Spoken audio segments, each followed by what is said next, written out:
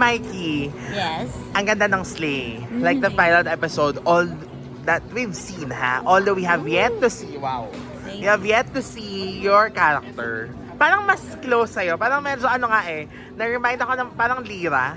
Ganon, na medyo kalog-kalog siya. Alam mo, the first few taping days, pag uwi, sinasabi ko kay Paul, sabi ko sa kanya, parang may ilang ako. Sabi ko, dinadoubt ko yung mga pag-take ko sa eksena kasi parang si Mikey yun, hindi ko alam kung nakukuha ko na ba si Sugar. Hindi ko ba siya nakukuha? Kasi parang ramdam ko si Mikey. Sabi niya, babe, baka na-overthink mo. Paano kung si Mikey na si Sugar? Diba? Tapos, the next taping day, Direk Rod said the exact same words. Na parang, tinanong ko lang siya, lamapit ako, Direk, makikita mo na ba si Sugar? Or adjust ko pa? Sabi niya, alam mo, Mikey, pinaka nakikita ko si Sugar kapag relax ka. Kapag ikaw na siya Ikaw na siya. You don't have to try to be, like, to give more or less. Just, ikaw na siya.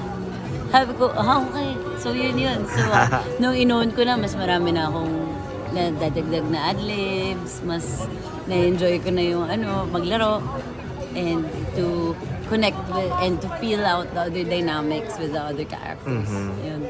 Pero may bigat din yung role, kasi Mabigat. merong karga na may namatay na brother.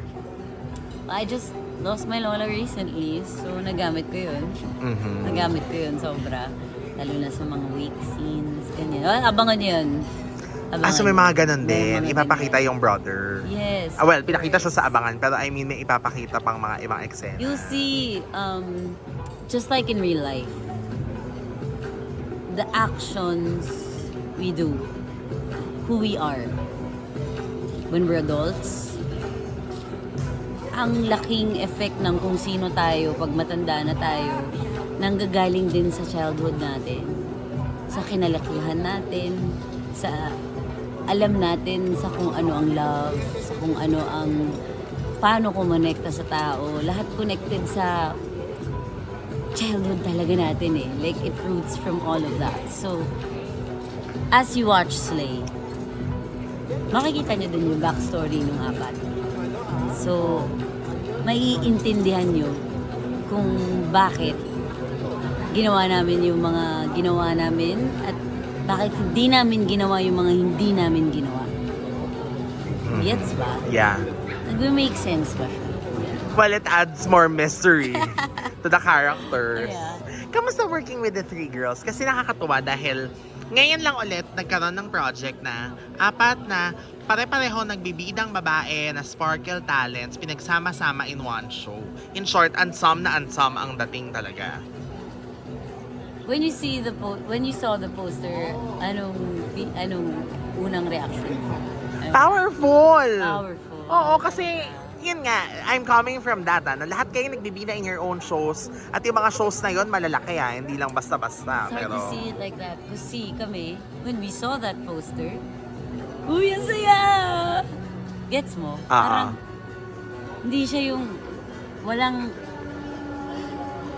best way to describe it, the dynamics I feel with the girls, it's a very healthy competition. Healthy yung competition na meron kami. Yes, meron yung, uy, galing niyo doon gusto ko din.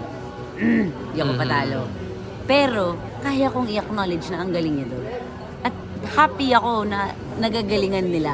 Alam mo yun, at ramdam namin yun sa isa't isa na kaya namin maging happy for each other's achievements. And that's what I love about our set.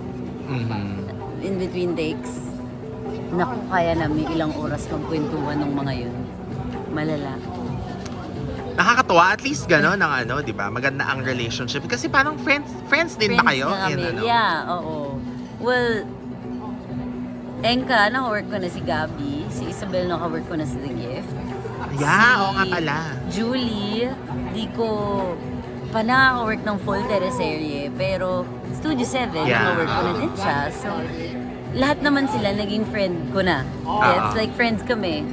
Yeah. Pero yung this group, this certain, like kaming apat, hindi dito lang kami nabuo. Nakakatuwa at least, ganon, di ba? Yeah. So, panatilihin natin yan until Yes, kaya the naman end, yun. di ba?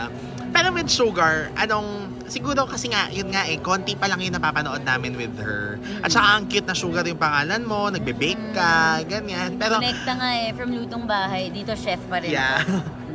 Pero anong i-expect pa namin from her? Kasi, yun nga, may bigat din, may karga.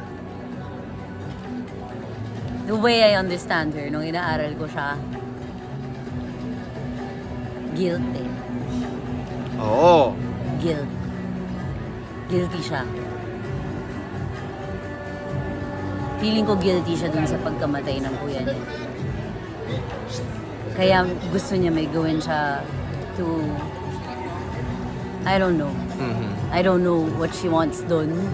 Pero alam mo yung pag namatayan tayo ng mahal na mahal natin, tapos yun yung same kami ni Sugar. Pag yung sense of identity ko as Mikey din, nakukuha ko sa relationships na meron ako.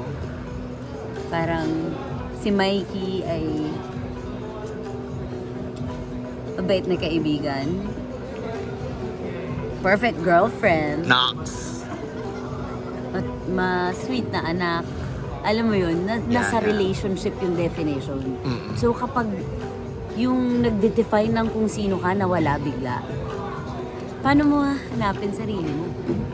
Yun yung nandun si Sugar. Yun yung kailangan nilang mapanood kay Sugar. Okay.